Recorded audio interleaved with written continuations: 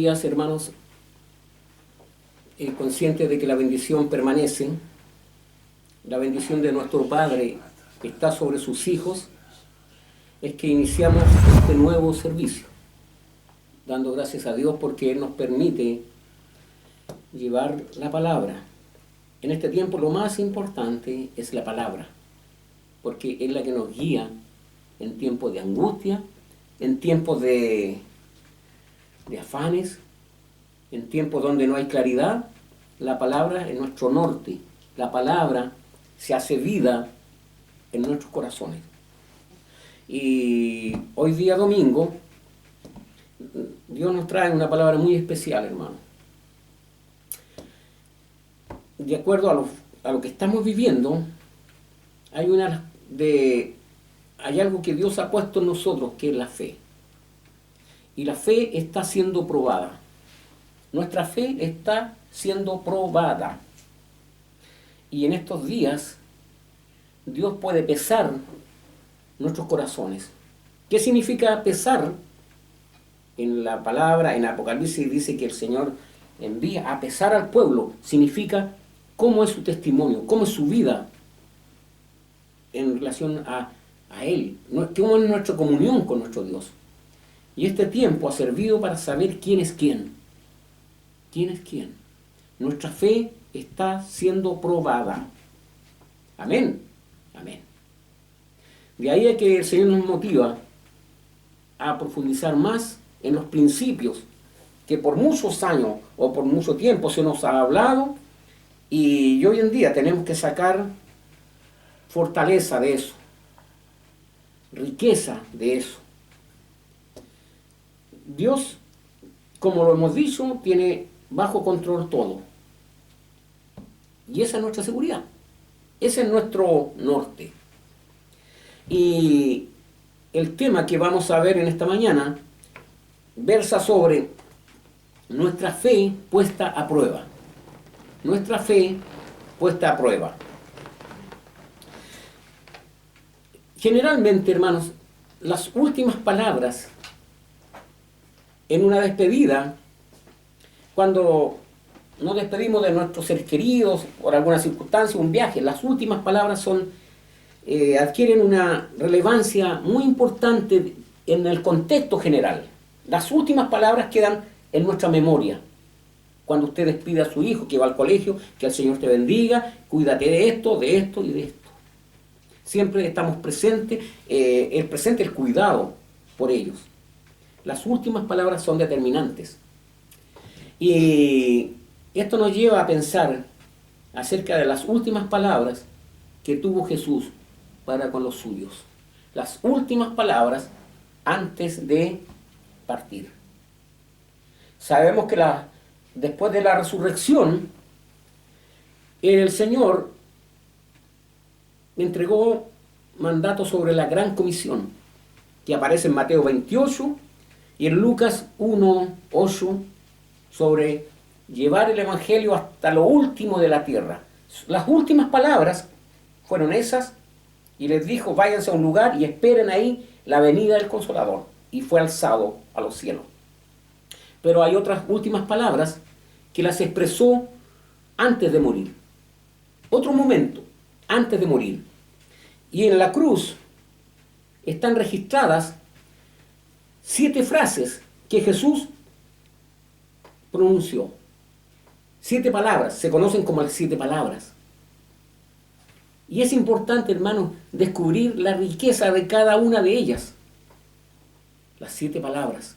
¿Por qué 7? El número 7, usted sabe que es el número perfecto, el número de la plenitud, el número que corresponde a Dios, la perfección. Y aquí tenemos las 7 palabras que nos van a revelar algo muy grande, hermano. Las hemos leído, las hemos escuchado, pero es necesario que en estos días en que nuestra fe está siendo puesta a prueba, echemos mano a estas palabras que Jesús, nuestro Señor, expresó en la cruz. Amén. Vamos a orar para introducirnos en su palabra. Señor, te damos gracias porque tu palabra siempre está presente, oh Dios. Porque tu palabra trae sanidad. Tu palabra, Señor, trae limpieza. Por tu palabra tú nos has limpiado. Gracias, Señor, porque aquí está tu registro de lo que hiciste, Señor, hace mucho tiempo y permanece para siempre. Gracias por tu palabra, Jesús.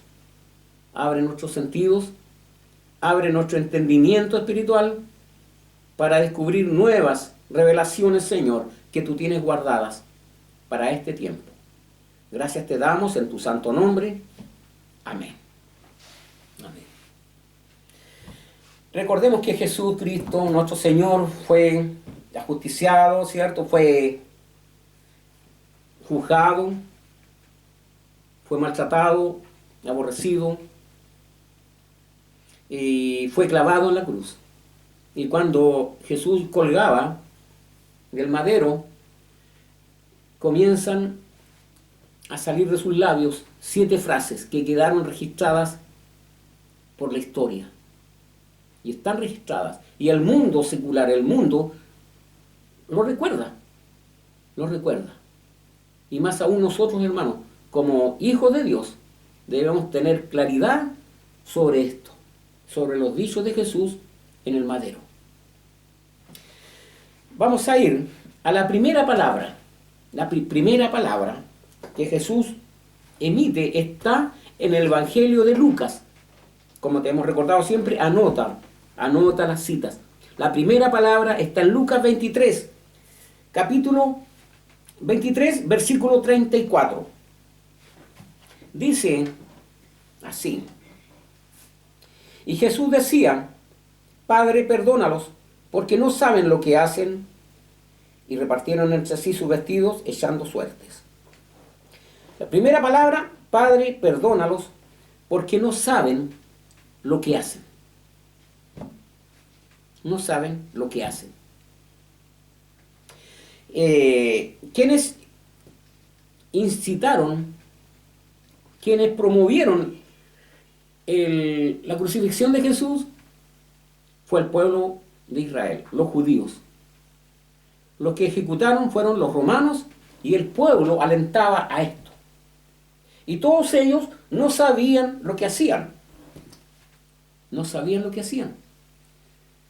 Por eso, hermano, la Biblia debe leerse en base a la revelación.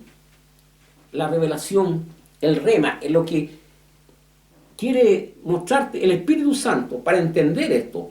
En ese tiempo no entendieron nada. El pueblo de Israel no entendió absolutamente nada del Mesías. Nada.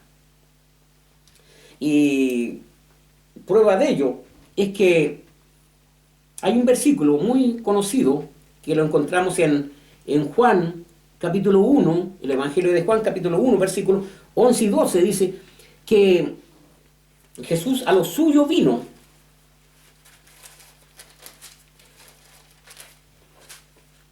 Dice, a lo suyo vino y los suyos no le recibieron. Mas a todos los que le recibieron, a los que creen en su nombre, les dio potestad de ser hechos hijos de Dios. A lo suyo vino, a lo suyo, al pueblo de Israel. Y los suyos no le recibieron. Mas a todos los que recibieron, a los que creen en su nombre, les dio potestad de ser hechos hijos de Dios. Fíjense que Dios permitió que los judíos no lo reconocieran. Dios, dice la palabra, que encegueció o los llevó a una instancia en que sus ojos estaban velados para entender eso. ¿Pero por qué razón, hermano? Es algo tremendo. La salvación era para los judíos. Pero Dios tiene todo planificado. Era necesario y era realmente necesario para que tú fueses salvo, yo fuese salvo. No pertenecemos al Israel genético, pero sí al Israel espiritual. Para que nosotros seamos salvos. Y lo dice Pablo, que él provocó a celos al pueblo, a celos, para que entraran la plenitud de los gentiles, nosotros. Y lo importante, hermano, que hay que rescatar de esta palabra, es que Dios, nuestro Señor Jesús, estuvo dispuesto a perdonar en toda instancia. Y les dice, perdónalos porque no saben lo que hacen. Y esto es un mensaje a todos, a la iglesia en general, a todos. El perdón es un pilar fundamental dentro de la doctrina cristiana. El perdón. Porque Dios, habiendo hecho esta obra, hermano, la cruz, estuvo dispuesto a obedecer hasta el final y tenía que perdonar a todos. Subió a la cruz sin resentimiento, sin amargura, sin nada que obstaculizara o echara a perder la obra gigantesca que él estaba haciendo. Padre, perdónalos porque no saben lo que hacen. Primer secreto, hermano, nuestra vida tiene que estar ceñida siempre a perdonar, a perdonar, a perdonar. Esto no se entiende en la razón, porque si uno hace un análisis, yo vengo de una cuna cristiana, siempre estuvo alrededor nuestro la luz de Dios, pero hay muchas personas que han tenido el encuentro con Cristo a una edad avanzada, y cuando hacen un análisis de su vida, ellos han comprendido que en otros momentos era imposible perdonar, porque el perdón no es humano. El perdón, el verdadero perdón no está en las capacidades humanas. Solamente el perdón efectivo, el perdón de Dios actúa en aquellos que tienen el Espíritu Santo, los que tienen a Cristo reinando en su vida, tienen el poder de perdonar, la capacidad de perdonar. No van a olvidar, porque hay un registro en nuestra mente, pero sí podemos recordar sin amargura, sin resentimiento, hechos que ocurrieron en nuestra vida. Perdonar. Si Jesús lo hizo, ¿qué más nosotros? La primera lección son esas. Perdonar, perdonar. Y aún más, hermano, en los seres que queremos. Y muchas veces las divisiones que hay se producen justamente en el seno de la familia, entre padres e hijos, familiares, hermanos. Y Dios nos llama a eso. Porque si no perdonamos, vamos a tener dificultades tremendas, tremendas en el futuro. Si es que llegamos a la presencia de Dios. Perdonar. Amén. La primera palabra, Padre, perdónalos, porque no saben lo que hacen. Y esto, hermano, es tan importante entenderlo, porque nosotros, si bien es cierto, el judaísmo, el pueblo judío, se regía por las normas de la Torá, donde estaba la ley de ojo por ojo, diente por diente, pero hoy en día el hecho de haber introducido el perdón significa que nosotros somos salvos por fe, salvos por fe. O sea, no tenemos necesidad de convertirnos al judaísmo, ni celebrar las fiestas judías, ni la circuncisión. No, nosotros somos hijos de la promesa, hijos de fe. La salvación es por fe. Por eso el perdón es esencial. Y ahí es donde tenemos que hacer un énfasis en el perdón. La segunda palabra la encontramos en el Evangelio de Lucas. En el Evangelio de Lucas, capítulo 23, versículo 43. 23, 43. Nos dice: entonces Jesús le dijo, de cierto te digo que hoy estarás conmigo en el paraíso. De cierto te digo que hoy estarás conmigo en el paraíso. Este fue un momento en que, como sabemos, y la Biblia nos deja en claro, Jesús fue crucificado entre dos malhechores. Y estos estaban cumpliendo la pena que merecían. Ellos mismos lo reconocen. Pero, fíjense, algo ocurrió en uno de ellos. se le activa la fe. Reconoce que el que estaba al medio, Jesucristo, estaba pagando algo que no le correspondía. ¿Y cuál es la pregunta que él le hace? Uno de los malhechores que estaban colgados le injuriaban diciendo: si tú eres el Cristo, sálvate a ti mismo y a nosotros. Respondiendo el otro le reprendió diciendo: ¿ni aún temes tú a Dios, estando en la misma condenación? Nosotros a la verdad juntamente padecemos, porque recibimos lo que merecemos, lo que merecieron nuestros hechos, mas este ningún mal hizo. Y dijo a Jesús: acuérdate de mí cuando vengas en tu reino. Jesús le dijo: de cierto te digo, que hoy estarás conmigo en el paraíso. Hay muchas interpretaciones acerca de esto, hermano. Porque la promesa de Jesús para este hombre le dice: hoy estarás conmigo en el paraíso.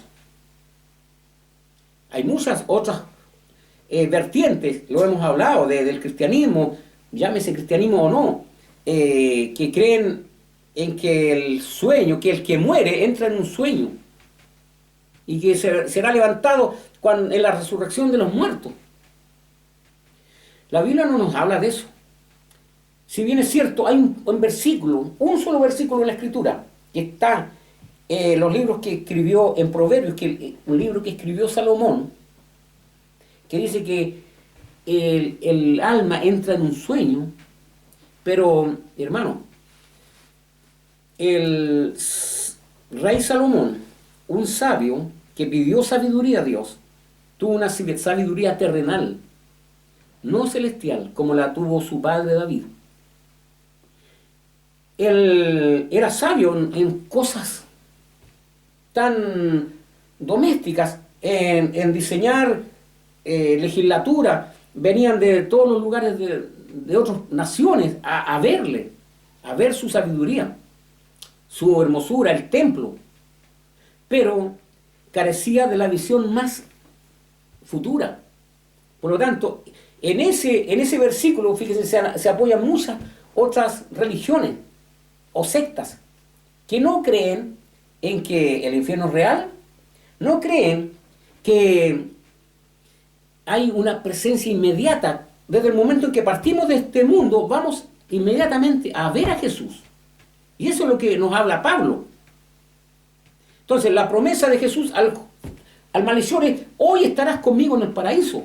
Por lo tanto, la muerte, cuando viene a un hijo de Dios, está en el consciente, no deja el consciente y entra a la presencia de Dios. El cuerpo muere, va a su degradación biológica natural. Ese cuerpo va a ser transformado en el arrebatamiento. Y ese cuerpo se va a unir glorificado al espíritu y al alma, para siempre. De manera que aquí queda claramente establecido, hermano, lo que Jesús le dice a este hombre: hoy estarás conmigo en el paraíso. No lo dice 2000 años más, sino hoy estarás conmigo. Eso es importante, hermano, en estos días. Fundamento de nuestra fe. Nuestra fe va a ser probada. Y si tú te vas hoy, tú te vas a la presencia de Dios. Y Pablo tenía clarísimo esto. Fíjense que en 2 de Corintios, capítulo 5, versículo 8, capítulo 5, versículo 8 de 2 de Corintios, el apóstol nos dice: pero confiamos y más quisiéramos estar ausentes del cuerpo y presentes al Señor. Ausentes al cuerpo, o sea, fuera del cuerpo ya, y presentes al Señor. Por tanto, procuramos también, o ausentes o presentes, serles agradables, porque es necesario que todos nosotros comparezcamos ante el tribunal de Cristo, para que cada uno reciba según lo que haya hecho mientras estaba en el cuerpo, sea bueno o sea malo. Amén, hermano. Lo primero que va a suceder allá, vamos a entrar al tribunal de Cristo cuando nos vayamos. Hoy estarás conmigo en el paraíso, ya. Y ahí vamos a dar cuenta, y tengamos presente eso, hermano. Porque va a llegar el día. Va a llegar la hora en que nos vamos. ¿Y cómo están nuestras cuentas con el Señor? ¿Cómo están? Porque dice que ahí va, el Señor nos va a juzgar y va a decir para qué, según haya hecho mientras estaba en el cuerpo, sea bueno o sea malo. O sea, yo dice, Señor, pero si hay cosas malas, vamos a entrar en tu reino. No, mire, hay muchos hijos de Dios que cometen fallas todavía. ¿Y dónde va a estar el límite? ¿Dónde va a estar el corte de la salvación? Aquí, bueno, nos expresa Pablo que vamos a comparecer ante el tribunal de Cristo para recibir las cosas, si las hemos hecho bien o mal. Hay algunos que las obras se les van a quemar completamente, lo habla Corintios. Sus obras van a ser probadas por fuego. La madera, el heno, la hojarasca se va a quemar de una y no va a tener nada, las manos vacías, pero ya, entra nomás porque mi palabra está comprometida, dice el Señor, entra ya, por último, pero sí va a haber un sesgo de vergüenza, hermano, porque muchas cosas que nosotros creíamos que estaban bien y el Señor dice, no,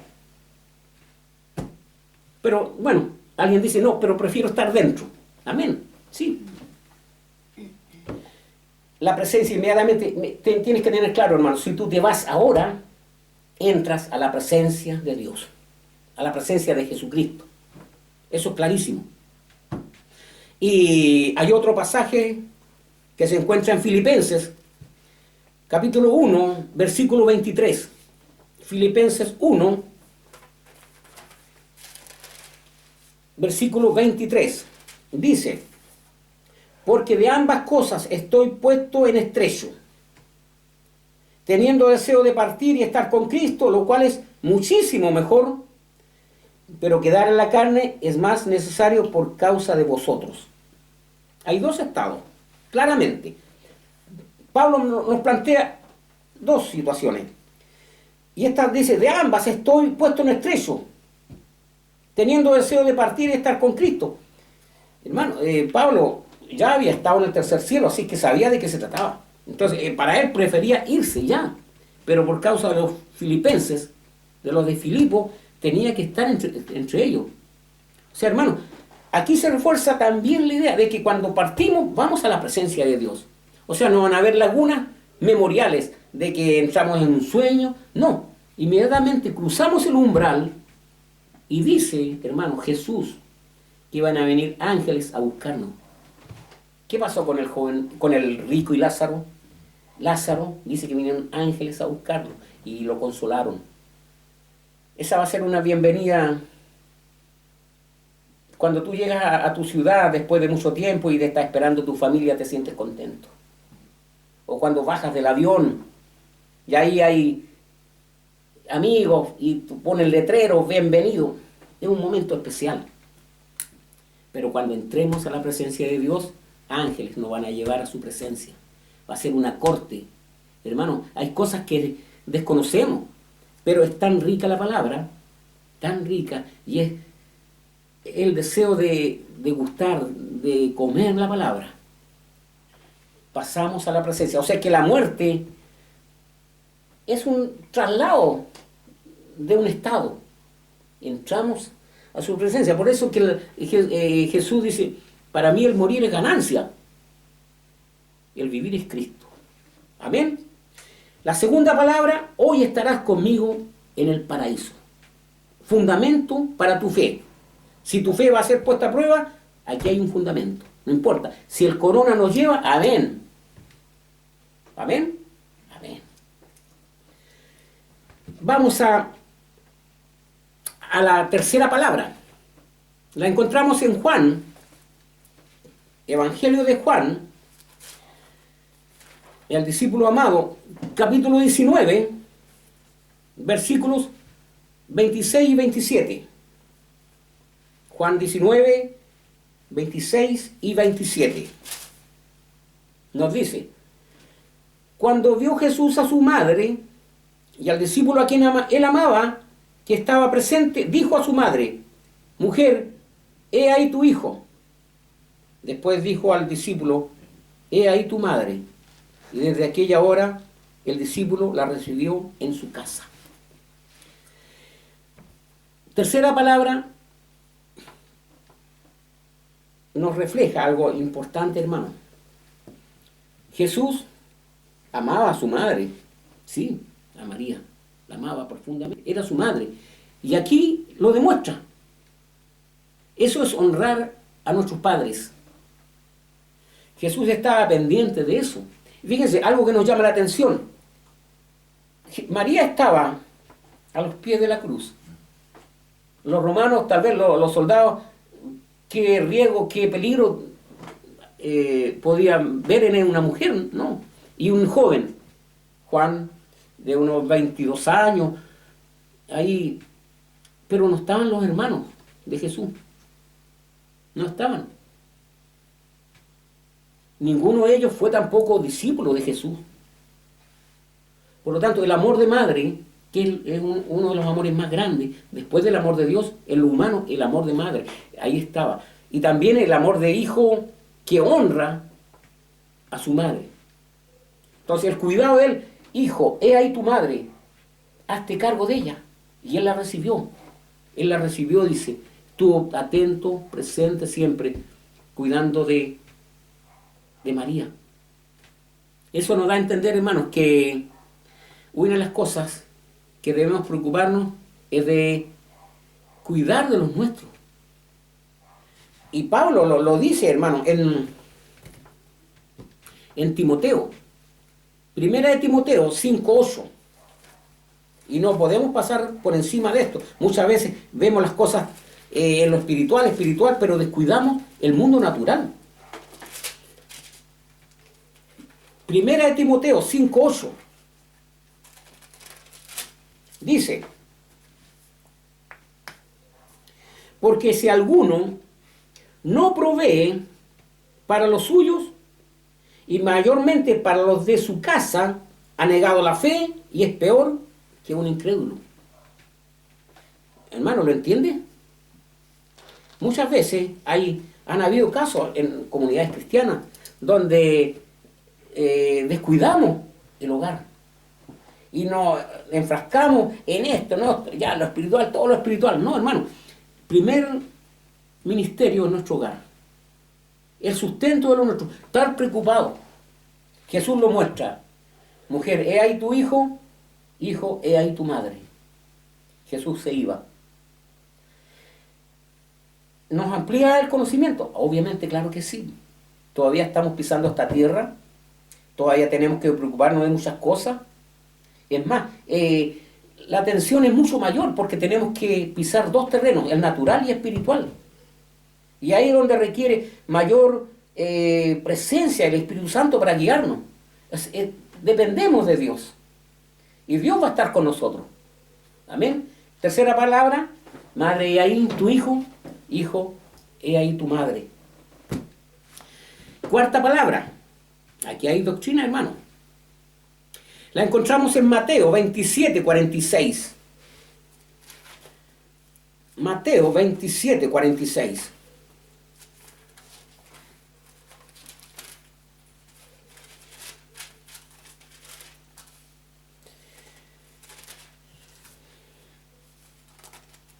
Nos dice, cerca de la hora novena, Jesús clamó a gran voz, diciendo, Elí, Elí, lama sabactani. Esto es, Dios mío, ¿por qué me has desamparado? Lo compartíamos estos días, esta misma frase. Hay tantas emociones que se cruzan, hermano. Nuestro Señor enfrentó hasta el final la cruz. Enfrentó en toda él tuvo control de todo. Mientras colgaba, él tuvo control de todo. Y en ese momento, él expresa esto, el desamparo de Dios. Pero mire, el Señor me aclaró mucho más estos días, al estudiar este pasaje. Jesucristo tuvo dos naturalezas, ¿cierto? Mientras estaba acá en la tierra, la naturaleza humana a través de María y la naturaleza divina a través del Espíritu Santo de Dios Padre. Y cuando Jesús enfrentó todo esto, lo sufrió en la naturaleza humana, no como Dios. Y eso es lo grandioso. ¿Por qué? Porque el Dios Padre estaba cargando en él, en la naturaleza humana, tu pecado y mi pecado. Y por eso Jesucristo exclamó esto. Pero el Jesús divino no tuvo relación con el pecado. Pero el Jesús humano tuvo que cargar con el pecado de todos nosotros en su cuerpo. Como hombre enfrentó todo esto, no como Dios. Y de ahí a que la exclamación del Jesús hombre, Dios mío, ¿por qué me has desamparado? Y eso es una revelación, hermano. Y yo quiero ir a algo más grande. Realmente el Padre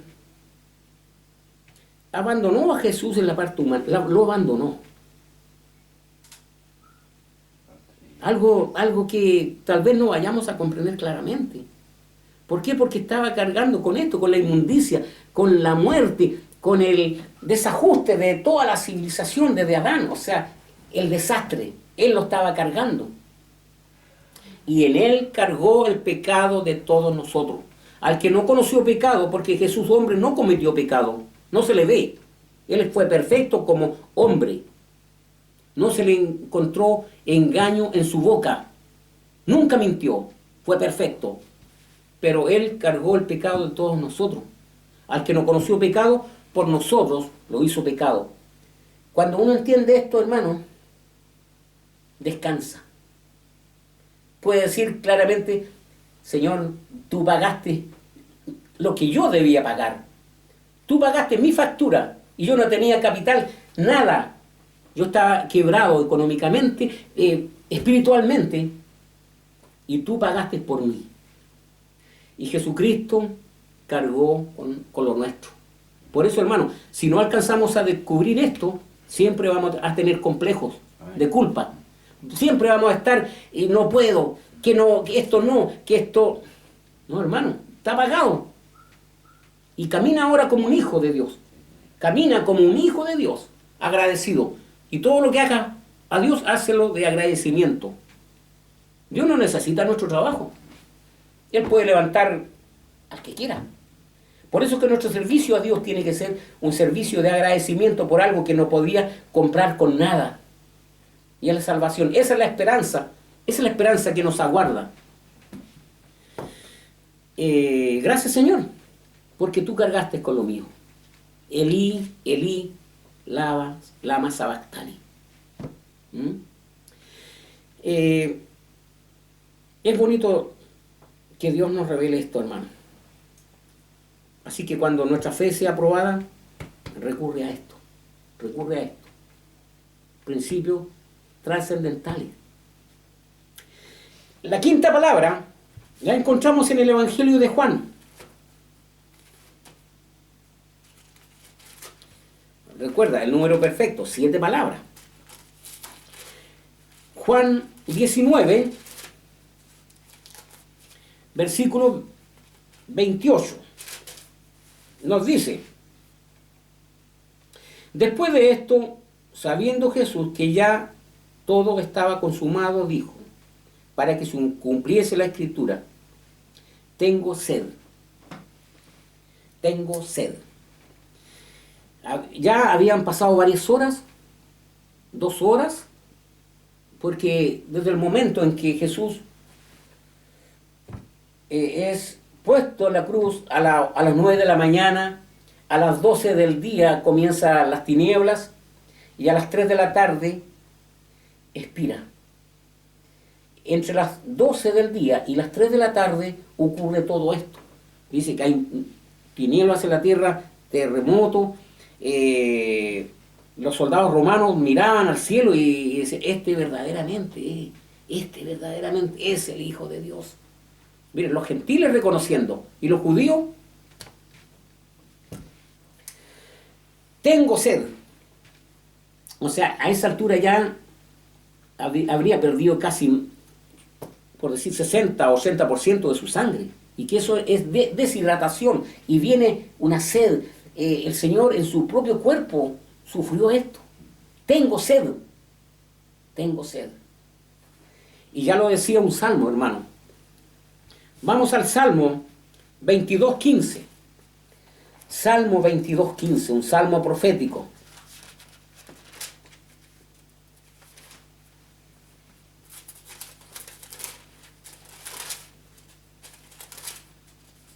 Nos dice, como un tiesto se secó mi vigor, y mi lengua se pegó a mi paladar,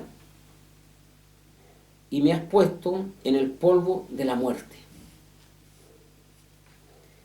El Salmo 22 es un salmo que habla de los sufrimientos del Mesías, escrito por David. Pero el que está hablando ahí es Jesús. Mi lengua se pegó a mi paladar. Ese momento, hermano, es cuando Jesús dice, tengo sed. Cuando no hay nada, en la deshidratación completa, la lengua se pega al paladar. O sea, el Señor Jesús sufrió todas las enfermedades, sufrimientos, dolores que puedan existir. Él los cargó todos, todos, todos. Una de las peores muertes que se conoce es la crucifixión. Porque el que muere, muere ahí, en la cruz. En la cruz. Se dice que muchos no eran ajusticiados como lo fue Jesucristo con la lanza. Algunos crucificados pasaban días y días. Imagínense el dolor. Esa es una de las penas más tremendas que la ejercieron los romanos. Los romanos. Ese reino que va a respaldar al anticristo, si todavía está vigente, si todavía está ahí, los arios, los romanos. Y el Señor Jesús habla también en Salmo. Si vamos a la carta a los Hebreos, capítulo 12, versículo 2, esto es algo, hermanos, que tenemos que hacer. Ir a la palabra, Antiguo, Nuevo Testamento, porque tenemos que tener un concepto amplio, amplio. La palabra es una sola. Hebreos 12, versículo 2, nos dice, puesto los ojos en Jesús, autor y consumador de la fe, el cual por el gozo puesto delante de él, sufrió la cruz, menospreciando lo oprobio, y se sentó a la diestra del trono de Dios. Sufrió la cruz en su carne. Mi hermano, Jesucristo, cuando estaba colgado, Él vio a los millones y millones de personas que estaban siendo salvas. Ahí te vio a ti también. Y por eso que Él pudo seguir esta tarea. Miren, es algo grande. Dios no hace cosas a medias. Dios no hace cosas como muchas veces las hacemos nosotros. Dios es perfecto y Él termina su obra. Cuando estaba en la cruz, en su mente estaba toda la humanidad. Y como dice su palabra, Dios no quiere que el pecador se pierda. Y su amor expresado en este hecho en la cruz, refleja que Él tuvo control de todo, de todo. Y gracias, Señor, porque no hay otro, Señor, no hay otro como tú, Jesús. No hay otro como tú. Tu nombre es conocido en los cielos, en la tierra y debajo de la tierra, hasta los infiernos, y huyen de Él. El nombre de Jesús trasciende. Es el personaje más importante que ha existido. ¿Y por qué el mundo le ignora? ¿Por qué el mundo no se detiene a meditar y pensar que prefieren creer otras cosas, hermano? Cada cual elige. Cada cual elige. Por misericordia, tú le conoces. Fíjate, en una oportunidad Dios nos reveló, nadie de nosotros debería estar en un templo, nadie de nosotros merece, pero su misericordia nos ha abierto la puerta, nos ha abierto la puerta. Así que, hermano, no menospreciemos, eso es algo de tanta trascendencia que no podemos dejarla así nomás. No, esto es eterno, es eterno. Tengo sed, tengo sed. Amén, amén. La sexta palabra la encontramos en Juan, el Evangelio de Juan, capítulo 19, versículo 30. Juan 19, versículo 30. Cuando Jesús hubo tomado el vinagre, dijo, consumado es, y habiendo inclinado la cabeza, entregó el Espíritu. Habiendo inclinado la cabeza, entregó su Espíritu. Hermano, ¿te imaginas a Jesús inclinando su cabeza? Sí. Y ahí dice, entregó su Espíritu. O sea, hasta el último momento tuvo control de todo. Hay una pregunta, hermano, que siempre se ha hecho. ¿Quién mató a Jesús? ¿Los romanos? ¿Los judíos?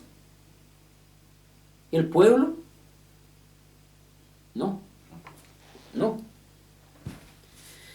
Es algo, hermano, que nos deja muchas veces perplejos. Y es así, siempre la palabra nos deja, pero es un descubrimiento, algo tan grande. Fíjese que en Juan 10, Evangelio de Juan, capítulo 10, versículo 17 y 18, dice, por eso me ama el Padre, porque yo pongo mi vida para volverla a tomar. Nadie me quita la vida, sino que yo de mí mismo la pongo. Tengo poder para ponerla y tengo poder para volverla a tomar. Este mandamiento recibí de mi Padre. Hermano, Dios puso su vida. Y él sabía y confiaba que él iba a resucitar. Porque no dejarás mi alma en el sepulcro, dice Jesús. Lo dice un salmo. Claro. Y por eso en tu mano se encomiendo mi espíritu. O sea, él tenía la seguridad. Por eso pudo enfrentar la muerte y vencer la muerte. Mire, hermano, el hecho más grandioso que existe es la muerte de cruz. El triunfo de la cruz. El triunfo de la cruz. Ese madero que es maldición, él lo transformó en victoria. En victoria. La resurrección de Jesús. Amén, amén. La última palabra la encontramos en el Evangelio de Lucas, versículo 23. Capítulo 23, versículo 46. Dice, entonces Jesús clamando a gran voz, dijo, Padre, en tus manos encomiendo mi espíritu. Y habiendo dicho esto, expiró. La última palabra. Como le decía en la introducción, hermanos, siempre las últimas palabras son las que quedan registradas en nuestra mente más claramente. Y lo que expresó Jesús, estas 7 palabras en la cruz, es fundamento para estos días, donde hay dudas, donde hay angustias, donde hay desolación, donde no hay esperanza. ¿Qué va a pasar el próximo mes? ¿Qué vamos a hacer al fin de año? No hay trabajo, viene una hambruna, viene cesantía, ¿qué va a pasar? Hermano, tú eres hijo de Dios. Hijo de Dios. Yo estaré con vosotros todos los días hasta el fin del mundo. Si el Señor viene esta noche y nos lleva, Si el Señor viene a fin de mes o a fin de año. Y esa es nuestra esperanza. Ven, Señor Jesús. Ven, Señor Jesús. El camino está trazado, está hecho. Por lo tanto, todas estas cosas que están sucediendo, hermanos, son parte del paisaje. Disculpen que lo tome muy livianamente, pero ¿dónde está nuestra fe? ¿En qué hemos creído? ¿Tenemos defensa para presentar con mansedumbre argumentos de esta esperanza nuestra? El Señor está tocando nuestras fibras más sensibles. ¿En quién has creído tú? ¿En un presidente de la República? ¿En que la economía, en que tú tienes un trabajo estable o tienes buena salud? Eso no llena, hermano, no llena. Aquí está, hermano, doctrina, palabra, cimiento. Tenemos que edificar nuestra casa en cimiento, en roca, en la roca que es Jesucristo. Y si hoy en día muchos, y da tristeza ver a cristianos que no tienen la esperanza viva y que siguen el juego del mundo. Dios nos llama a ser responsables, sí. Dios nos llama a ser prudentes. Dios nos llama a ser luz del mundo. Pero tú sabes lo que hay sembrado en tu corazón. Tú sabes.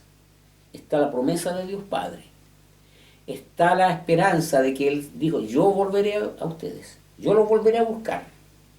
Los volveré a buscar. El Señor vino una vez a salvar. Pero ahora viene con otra misión. A juzgar.